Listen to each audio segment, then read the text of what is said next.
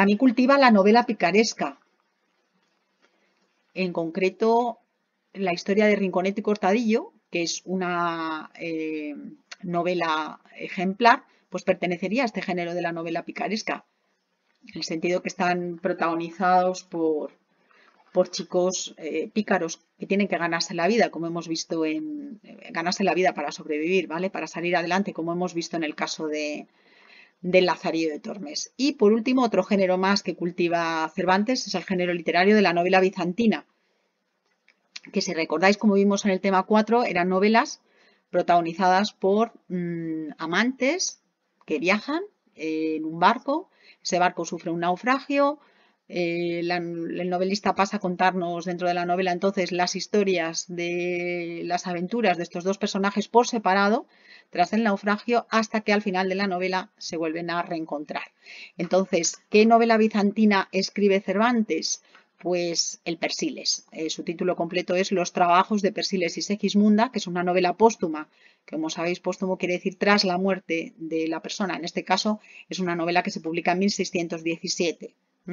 Cervantes la tiene ya terminada poco antes de su muerte, pero se publica después.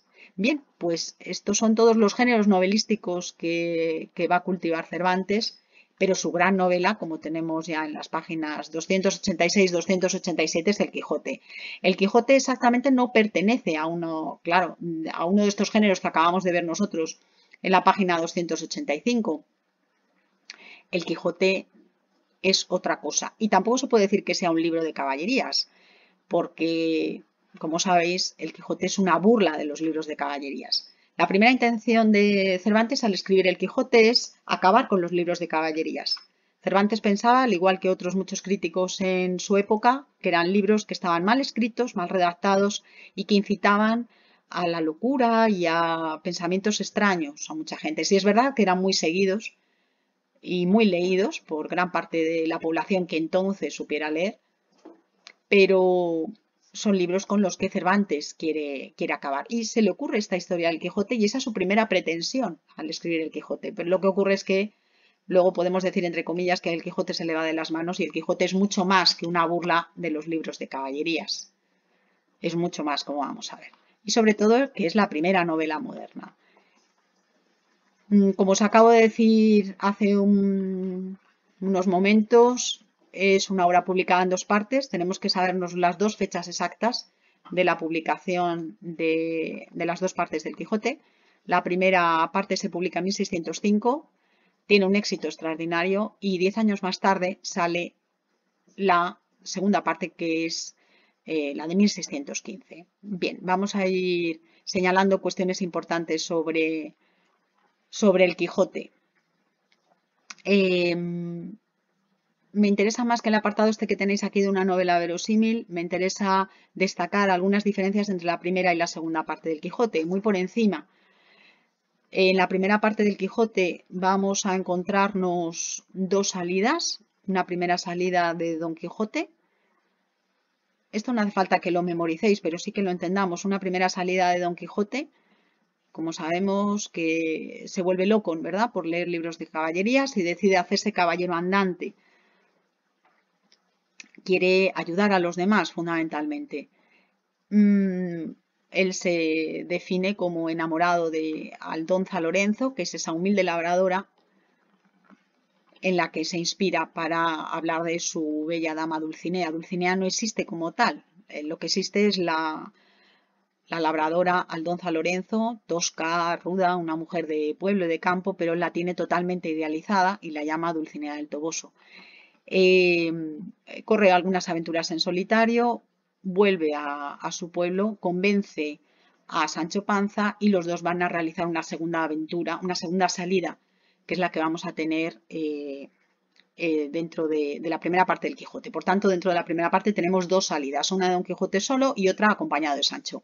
Hay muchas diferencias entre la primera y la segunda parte, pero de las más destacadas es que, como os voy a marcar ahora, en la primera parte la imaginación de Don Quijote transforma la realidad. Es decir, Don Quijote, a través de su imaginación, cambia la realidad. los sentidos le confunden. Donde hay molinos, él ve gigantes. Donde hay ventas, él ve castillos. Donde hay rebaños de ovejas, él ve un gran ejército. La realidad entonces aparece cambiada, ¿verdad?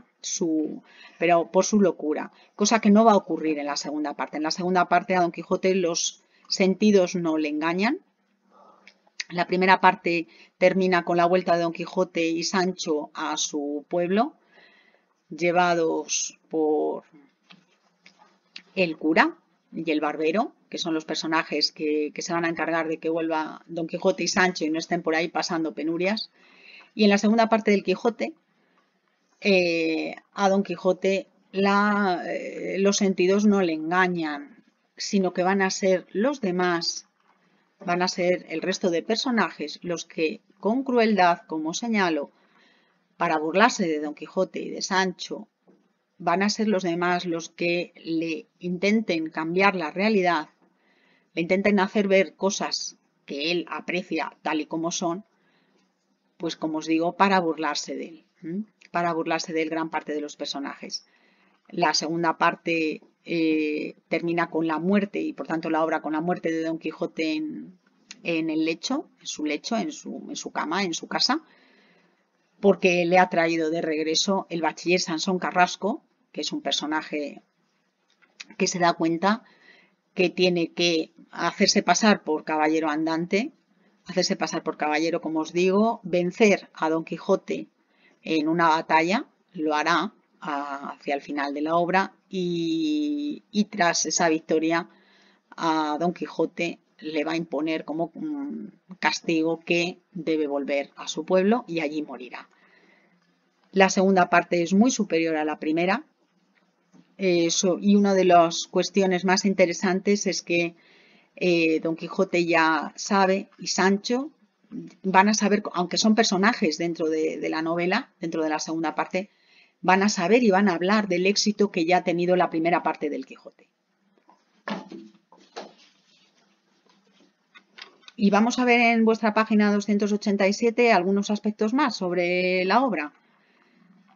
Como os digo, se la considera la primera novela moderna. ¿Y por qué? Bueno, pues por la complejidad psicológica de sus dos personajes fundamentales. Es decir, Don Quijote y Sancho no son iguales al principio de la novela que hacia el final. Uno va a influir en el otro. Os lo voy marcando. ¿Cómo se le llama esto? Pues se habla de la quijotización de Sancho. Sancho va a estar influido por esa locura y por esos ideales que tiene Don Quijote. Le va a influir. Y va a querer ser gobernador en esa ínsula, como dice él, hoy diríamos usaríamos la palabra isla, no la palabra arcaica ínsula, le promete ser gobernador. Y hacia el final de la obra, cuando Don Quijote muere, como os digo, se me ha pasado comentaros que muere ya recuperado su juicio, en su sano juicio ya muere Don Quijote, va a ser Sancho el que quiera hacerse pastor, es decir, está totalmente contagiado de esos ideales de Don Quijote. Y al mismo tiempo, aunque no os lo señala vuestro libro, se habla de la sanchificación de Don Quijote, es decir, a Don Quijote Don Quijote se ve contagiado en ocasiones por el realismo y el pragmatismo de Sancho, la cordura, como os pone vuestro libro, la cordura de Sancho en ocasiones, o incluso un gesto muy característico es el hecho de que Don Quijote, influido por Sancho, como os digo, pues acaba diciendo refranes, cosa que se le ha contagiado Sancho.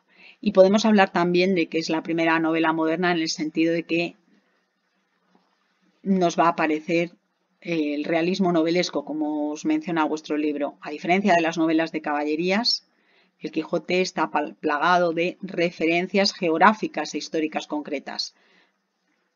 El Quijote transcurre como novela realista plenamente, cosa que ya hemos visto también en el Lazarillo, si recordáis. Transcurre por lugares geográficos perfectamente reconocibles del territorio español y en una época muy concreta como es finales del XVI, principios del siglo XVII.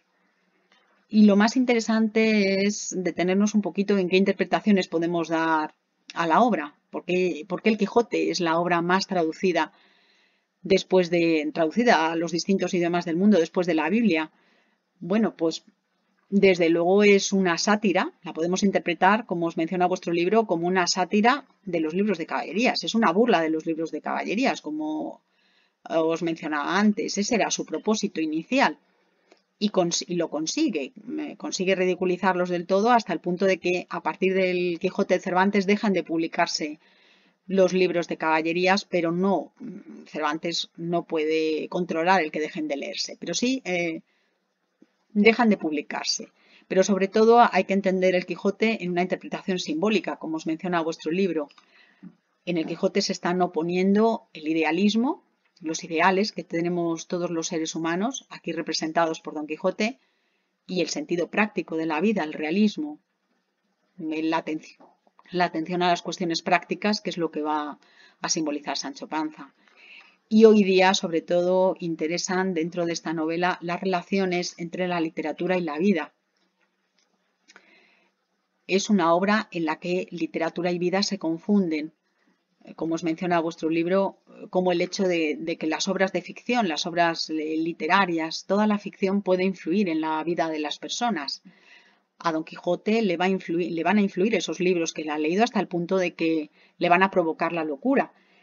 Y esa falta de vida interesante que tiene Don Quijote lo va a suplir con la literatura.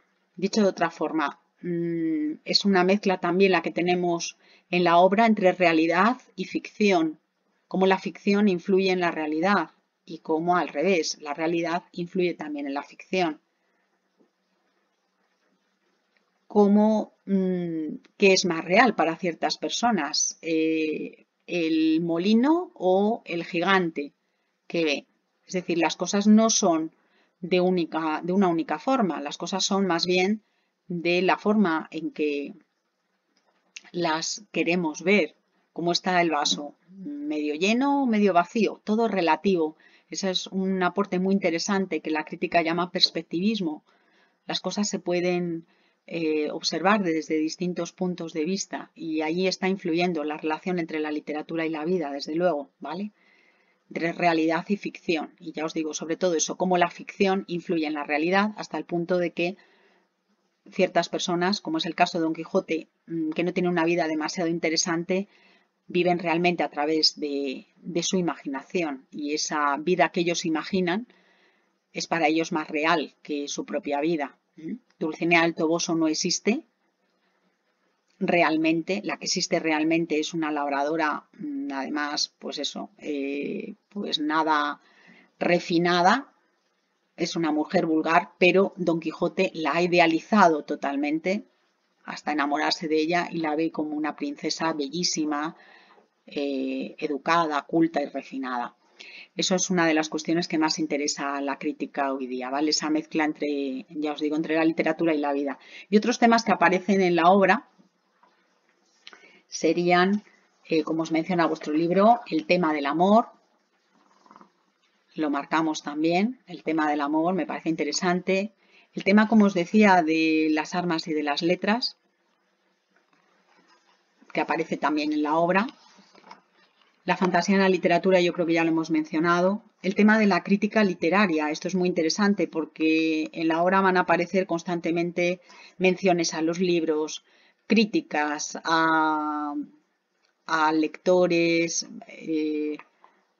historias de lectores que leen bien o mal, críticas a libros, como os digo, lo que se llama metaliteratura, es decir, referencias a la literatura dentro de la literatura. Me explico, nosotros estamos leyendo una novela, como es El Quijote, y ahí vamos a encontrar esas referencias a libros.